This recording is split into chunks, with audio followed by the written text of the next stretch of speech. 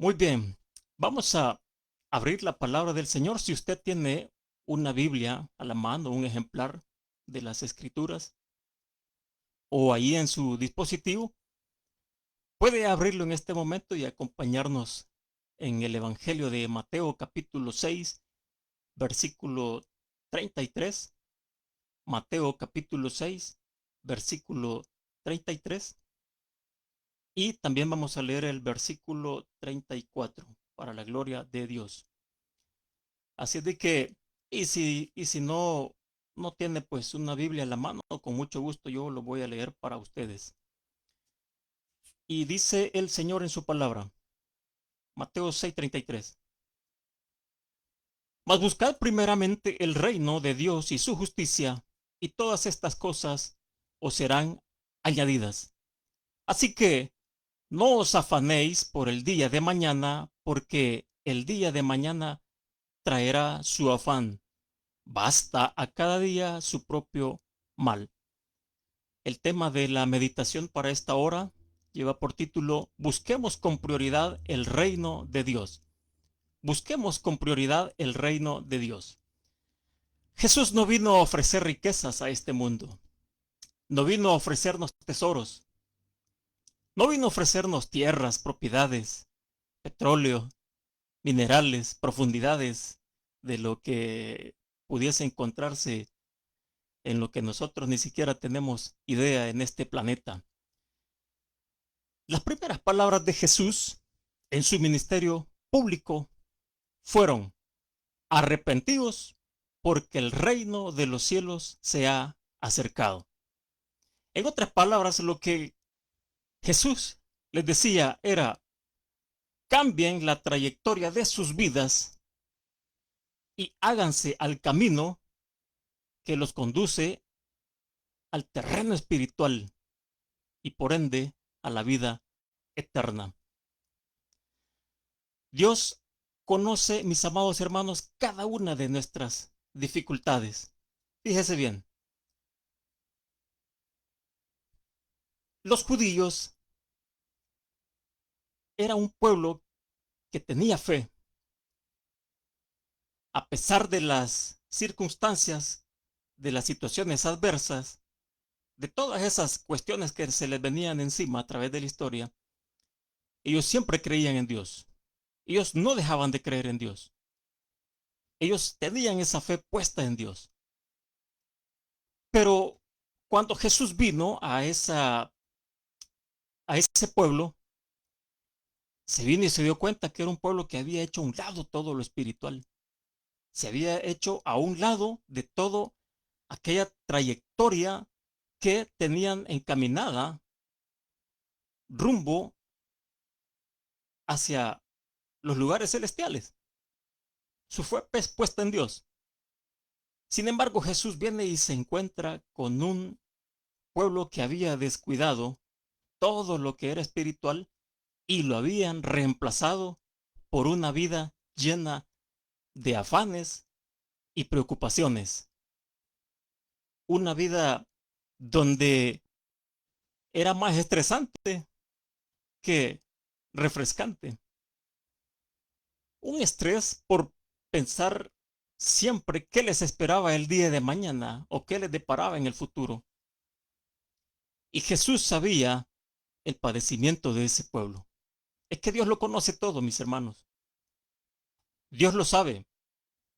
Dios sabe perfectamente las necesidades que tiene su pueblo, como también sabe perfectamente las necesidades que usted tiene. Dios lo sabe. Y él sabía las necesidades que le rodeaban a ese pueblo. Y la mayor necesidad, no solo de ese pueblo, sino del mundo entero y cualquier ser humano que habite en el mundo es, atención, la presencia de Dios en sus vidas. Esa es la mayor necesidad de la humanidad, la presencia de Dios en sus vidas. ¿Por qué? Porque Él nos conoce tal cual somos. Porque Él nos hizo. Dios nos hizo a su imagen y semejanza. Él nos conoce perfectamente y por ende sabe qué es lo que nosotros tenemos necesidad. Dios lo sabe perfectamente. Y se acerca Jesús a ese pueblo, un pueblo maltrecho, un pueblo descuidado. Acuérdese que en esa época gobernaba el Imperio Romano y tenía sometido no solo a ese país, sino que a muchas naciones de todo ese perímetro, de todos esos lados. Y aparte que el pueblo, el Imperio Romano tenía sometido a este pueblo, bueno, también estaban los mismos del pueblo que hacían injusticias con sus propios hermanos, con su propia gente. Y aparte de eso estaban los líderes religiosos, los fariseos, los escribas, los seduceos, perdón, los herodianos y todos esos con afines políticos que lo que menos les importaba era la espiritualidad del pueblo. Y Jesús se presenta y percibe todo eso. Y les hace un cuadro a todos ellos en este sermón, porque fue en el sermón del monte que Jesús les expresa todo esto. Y les hace un listado de detalles negativos por los cuales estaban desgastados y que no tenían vida.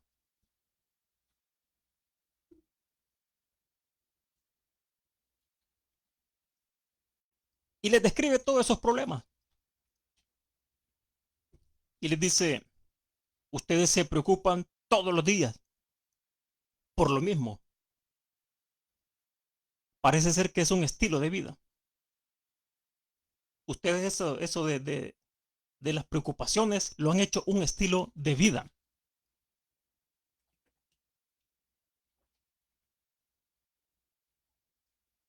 Porque siempre pasan preocupados. Porque siempre pasan afanándose. Ustedes se preocupan todos los días que hasta están pensando en qué van a comer al siguiente día. Bueno, y mire, por cierto, ha de haber alguna hermana por ahí que ni han desayunado y está pensando qué van a hacer de almuerzo. Yo no sé si a alguna de ustedes les ha pasado. Y el esposo, pero si ni el café del desayuno nos hemos tomado. Y ya está pensando en el almuerzo. Cosas pequeñas, pero afanados. ¿Por qué? Porque no están en el momento, sino que están adelantándose a algo que ni siquiera pues han cursado en ese momento, que ni han atravesado. Y todo eso se los expone el Señor.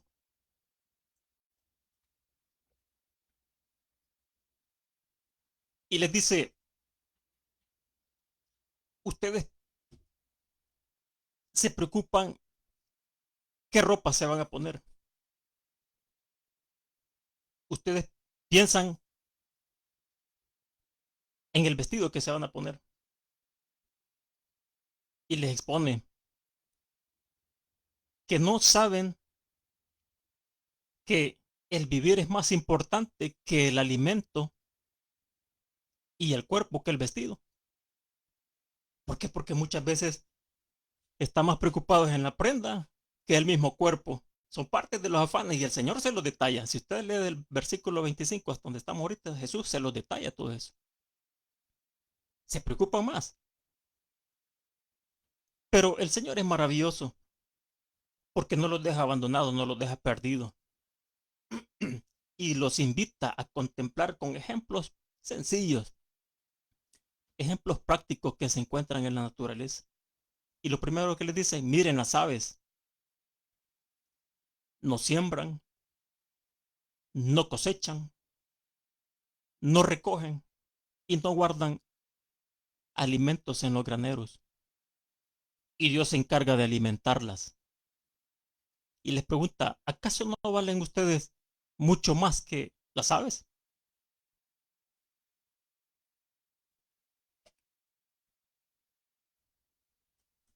Claro que valemos más que las aves.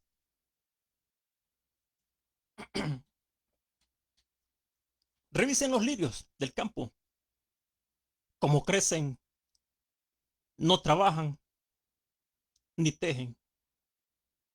Y les digo a ustedes, dice el Señor, que ni aun Salomón, con toda su gloria, se vistió como uno de ellos. Increíbles esos ejemplos, minuciosos, pequeños, pero de gran enseñanza. Miren la hierba del campo, le dice, que hoy reverdece magníficamente, pero mañana es quemada, desechada en el horno ardiente. Y sin embargo Dios las viste, que no significa la gran cosa. Pero ¿acaso no valen ustedes mucho más que todo eso? Dice el Señor. Y nos des enseñanza, queriendo decir que ya no continúen con ese ritmo de vida estresante, preocupante. Ya no continúen con esa trayectoria. Mejor busquen con prioridad el reino de Dios y su justicia. Y todas esas cosas serán añadidas, dice el Señor. Ahora nosotros tenemos que sacar provecho de esa enseñanza, mis amados hermanos y amigos. Y es que la vida es tan corta que no vale la pena desperdiciarla en un mundo caótico, estresante y lleno de preocupaciones, porque nosotros mismos le abrimos las puertas. Nosotros mismos nos metemos a esos ritmos, de esas corrientes, con esa trayectoria. El mundo nos arrastra, el mundo nos envuelve. Bueno, es más, en la pantalla que tenemos en nuestras salas, ahí se proyecta. Nos dice, mira bien, tú puedes alcanzar esto, tú puedes hacer lo otro, tú puedes llegar aquí, tú puedes invertir en esto, etcétera, etcétera. Ya venimos y agarramos eso y decimos, sí, tengo que hacerlo, porque si no me voy a quedar. Si no, los demás van a avanzar y yo me voy a quedar arrastrado y eso no puede ser. Y mire usted, el rey Salomón, el sabio rey Salomón en el libro de Eclesiastés nos regala un versículo preciosísimo referente a esto. Y dice, más vale vista de ojos que deseo que pasa. Y también esto es vanidad y aflicción de espíritu. Lo que Salomón nos está diciendo es, miren lo que tienen en sus manos, disfrútenlo. Lo que ustedes palpan, lo que ustedes abrazan, lo que ustedes tienen con ustedes, que es de ustedes, disfrútenlo, valórenlo. En lugar que estén deseando tener algo que está lejos de ustedes y que ni siquiera es posible que lo puedan alcanzar. Soñar con tener cada vez más no tiene sentido, dice. Es como querer perseguir el viento y darle alcance. Ese es afán. Esa es preocupación por algo que no está en nuestras manos. Por lo tanto, mis amados hermanos, valoremos lo que Dios nos ha permitido contemplar, que sea de nosotros, lo que Dios nos ha dado, y no nos desgastemos por lo que quisiéramos adquirir que está lejos de nuestro alcance. Como por ejemplo, hay quienes que incluso se meten a préstamos bancarios, buscan personas para que les ayuden y, y no les da el presupuesto para pagar las cuotas. Y después viene el problema, una vida preocupante, una vida estresante, una vida afanes que tienen que hacer más allá de lo que está a su alcance para poder ir saliendo con esos compromisos. Es una quitadera de vida. Mejor con lo que Dios nos ha dado, que eso siempre va a ser mucho más suficiente. Jesús no vino a ofrecernos riquezas, mis amados hermanos, no vino a ofrecernos cuestiones materiales. Si usted, al igual que su servidor, cuando le dijeron que, que Jesús había venido a este mundo, porque a mí así me dijeron, mire, que Jesús vino para que usted sea próspero, para que usted no le vaya bien en la vida, eso sí. Yo no sé si a usted le dijeron, no, hombre, mire, si usted acepta a Jesús, no, hombre, usted va a ser próspero, usted va a tener todo esto. Lo siento mucho, mis amados hermanos, pero eso no es así. Dios no vino a ofrecernos riquezas materiales. Jesús vino a proponernos el reino de Dios y su justicia, el cual consiste en redención, restauración, transformación, renuevos, lo que nos encarrila a la vida espiritual y por supuesto a la vida eterna. Eso es, mis amados hermanos. No hay más. Eso es el reino de los cielos. Un gobierno con justicia, con honestidad, con verdad, con consideración de parte de Dios, con consuelo, con amor. Todo eso, mis amados hermanos, incluye ese reino. No es algo político, no es algo militar, no es algo terrenal pasajero, sino es el mismo camino que conduce a la vida eterna.